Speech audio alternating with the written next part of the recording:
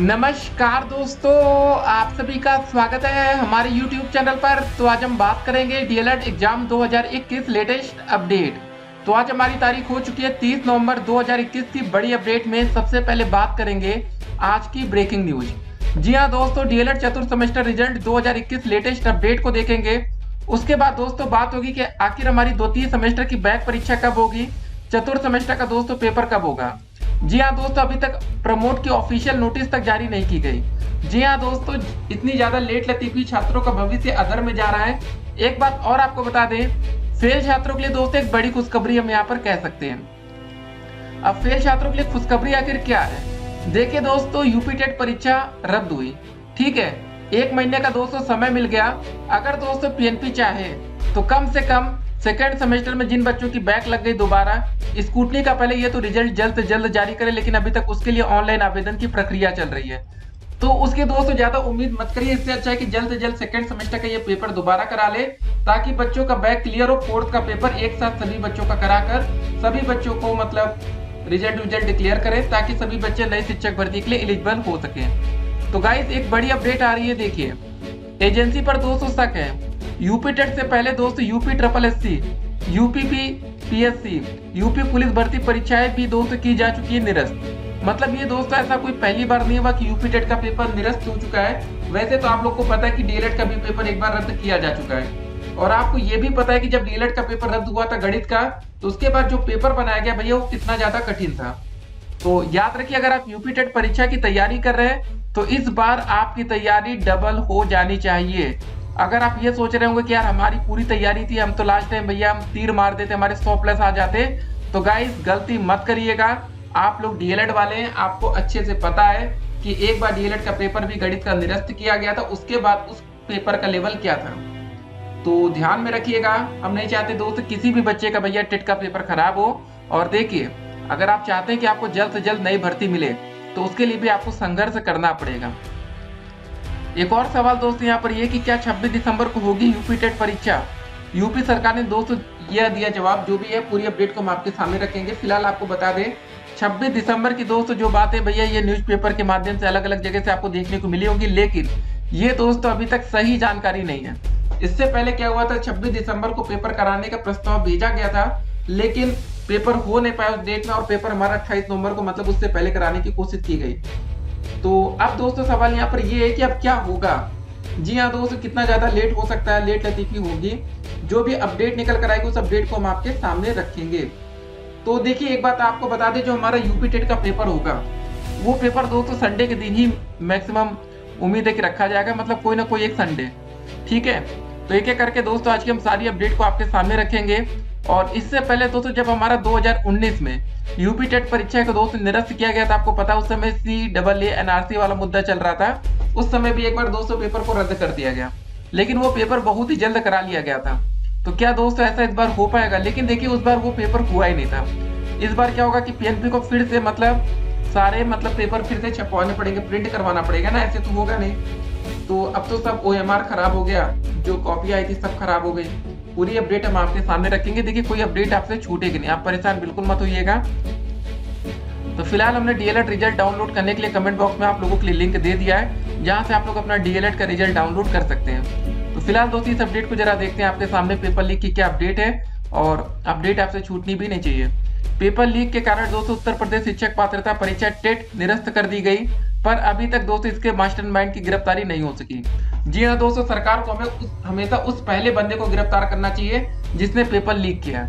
मतलब दोस्तों जिस दिन वो पहला बंदा गिरफ्तार हो जाएगा, हो सकता है कि उसके बाद पेपर निरस्त करने की जरूरत कभी ना पड़े, मतलब फिर पेपर लीक ही नहीं होगा।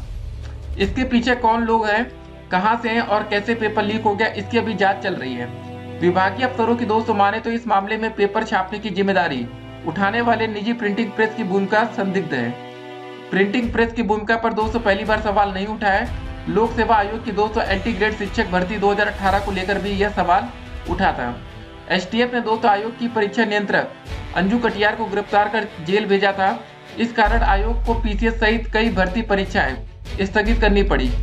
अधीनस्थ सेवा चयन आयोग की नलकूप ऑपरेटर भर्ती 2018 परीक्षा के पेपर लीक मामले में भी इनकी भूमिका पर सवाल उठे थे। परीक्षा आयोजित करने वाली नोएडा की एजेंसी को आयोग ने प्रतिबंधित भी कर दिया था। नाम बदलकर दोस्तों चलाते हैं कई फर्म। ऐसे में बड़ा सवाल है कि सरकारी प्रिंटिंग प्रेस होने के बावजूद निजी लोगों को पेपर छापने जैसे अति गोपनीय और महत्वपूर्ण कार्य की जिम्मेदारी आखिर क्यों दी जाती है। अब सोचिए दोस्तों, एक तरफ मोदी सरकार सब कुछ प्राइवेट करती जा रही, तो अब आप समझिए कि प्राइवेटाइजेशन का कितना बड़ा नुकसान है। जिन लोगों के पास पैसा होगा उनके पास नौकरी होगी, तो यही दोस्तों सबसे बड़ी दिक्कत है। आप याद रखिएगा कि सब कुछ प्राइवेट हो रहा है तो आपको लगता होगा कि अरे बहुत बढ़िया है कि सब कुछ काम जल्दी हो रहा है, लेकिन जल्दी के चक्कर में इतने बड़े बड़े पेपर लीक हो जा रहे हैं। कितने बच्चे इसके लिए कितना ज्यादा परेशान हुए। कुछ बच्चों ने भैया अपनी निजी गाड़ी बुक कर सेंटर तक पहुंचे थे और कुछ बच्चे काफी दूर दूर से आए थे पेपर देने। अब बताइए उनको दोबारा उसी सेंटर पर आना पड़ेगा। ठीक है, एक ही पेपर दो बार देना पड़ रहा है। सोचिए ऐसी नौबत आ गई है। अफसर जानते हैं कि दोस्त एक ही व्यक्ति नाम बदल कर कई एजेंसी को संचालित करता है। एक एजेंसी ब्लैक लिस्ट होती है तो उसी व्यक्ति की दूसरी एजेंसी को काम मिल जाता है। ऐसे में विश्वसनीयता का सवाल बना रहता है। भर्ती परीक्षा के कार्यों के लिए कंप्यूटर फर्म या प्रिंटिंग प्रेस के चुनाव में कई बार दबाव की सुगबुगाहट भी सामने आई, लेकिन सब कुछ अंदर खाने में ही दबा रह जा गया। निजी एजेंसी के पास ही 200 प्रश्न पत्र छापने के साथ सभी 75 जिलों के कोषागार में डबल लॉक तक सुरक्षित पहुंचाने की जिम्मेदारी होती है। हालांकि पेपर पहुंचाने के दौरान बहुत सावधानी बरती जाती है। गाड़ी सील रहती है, उसके बावजूद कैसे और कहां से नकल माफिया ने पेपर में सेंध लगा दी, इस प्रश्न का जवाब अब तक नहीं मिल सका है। गवर्नमेंट प्रेस में 200 संसाधनों की कमी है। शासन ने एक बार टेट और शिक्षक भर्ती के पेपर गवर्नमेंट प्रेस में छपवाने का निर्णय लिया था। अधिकारियों की भी बैठक भी हुई, लेकिन राजकीय मुद्रालय के अधिकारियों ने हाथ खड़े कर दिए। राजकीय मुद्रालय के अफसरों का कहना था कि वह पेपर तो छाप देंगे, लेकिन संसाधनों की कमी के कारण जिलों के कोषागार तक उसे पहुंचाने की जिम्मेदारी परीक्षा आयोजन कराने वाली संस्था को उठानी होगी। यही कारण है कि दोस्तों परीक्षा नियामक प्राधिकारी हो या दूसरी भर्ती संस्थाएं, मतलब किसी ने जिलों तक पेपर पहुंचाने का जोखिम नहीं लिया। गवर्नमेंट प्रेस से प्रश्न पत्र छपवाने की सारी कोशिशें नाकाम हो गई। यदि गवर्नमेंट प्रेस के पास समुचित संसाधन हो तो शायद इतने गोपनीय काम में निजी फर्म का सहारा न लेने की जरूरत पड़े। सचिव शासन में तलब है, हो रहा है मंथन। टेट की जिम्मेदारी उठाने वाली संस्था परीक्षा नियामक प्राधिकारी की सचिव संजय कुमार उपाध्याय लखनऊ तलब किए गए। सोमवार को वह राजधानी में मौजूद रहे। पेपर लीक होने से लेकर परीक्षा की नई तिथि पर उच्च अधिकारी मंथन कर रहे हैं। तो दोस्त ये बहुत ही बड़ी बात है कि बताइए इतने बड़े बड़े पेपर लीक हो जा रहे, सोचिए आपका क्या होगा भविष्य। ठीक है, जिनके पास पैसा होगा उनके पास नौकरी होगी। इसलिए दोस्तों एक अच्छा हम काम कह सकते हैं कि भैया सरकार ने पेपर निरस्त किया, एक अच्छी बात है। लेकिन ये पेपर आखिर लीक क्यों हो रहा है? लीक होना दोस्तों बहुत बड़ी बात है और उस पहले बंदे को पकड़ना बहुत ही ज्यादा जरूरी है। नहीं तो याद रखिएगा, आप भले दिन रात मेहनत करते रहिए, जिनके पास पेपर आ जाएगा वो 15 मिनट में पेपर भैया सॉल्व कर बैठ जाएंगे। तो ये दोस्तों पूरा मामला है, देखते हैं। तो यहाँ पर दोस्त योगी सरकार ने देखिए एक अच्छा कदम भी उठाया, लेकिन कुछ बच्चों का मानना ये है कि नई भर्ती ना देनी पड़े, इसलिए पेपर को निरस्त कर दिया गया। लेकिन आपको दोस्तों बता दें, अगर ये नई शिक्षक भर्ती में ऐसा पेपर लीक का मामला होता तब भी आपका सवाल ये शायद ना होता, तब आप कुछ और अंतर दे रहे होते। लेकिन ये दोस्तों सच में एक गलत बात है, पेपर लीक हो रहा है। तो यहाँ पर सरकार को सोचना चाहिए कि आखिर ये पेपर आखिर लीक कहाँ से हुआ, वो पहला बंदा कौन होगा जिसने पेपर लीक करा है। ठीक है, उसके बाद तो व्हाट्सएप पर भैया उसने फोटो खींचोगी, वायरल करना शुरू कर दिया। ठीक है, अब देखिए सवाल यहाँ पर ये कि क्या 26 दिसंबर को होगी यूपी टेट की परीक्षा। देखिए आपको बता दें, कुछ मीडिया संस्थानों में 26 दिसंबर को परीक्षा के आयोजन की खबरें प्रसारित होने के बाद यूपी सरकार ने यह स्पष्टीकरण जारी किया। यूपी सरकार ने कहा कि अभी उत्तर प्रदेश शिक्षक पात्रता परीक्षा यूपी टेट की नई तिथि को लेकर कोई फैसला नहीं लिया गया है। गौरतलब है कि पेपर लीक होने के चलते रविवार को यूपी टेट परीक्षा निरस्त कर दी गई थी। एक बात दोस्तों और आपको बता दें, हो सकता है कि यूपी टेट और सीटेट की परीक्षा एक दिन पढ़ सकती है, क्योंकि सीटेट का पेपर लगातार चलेगा।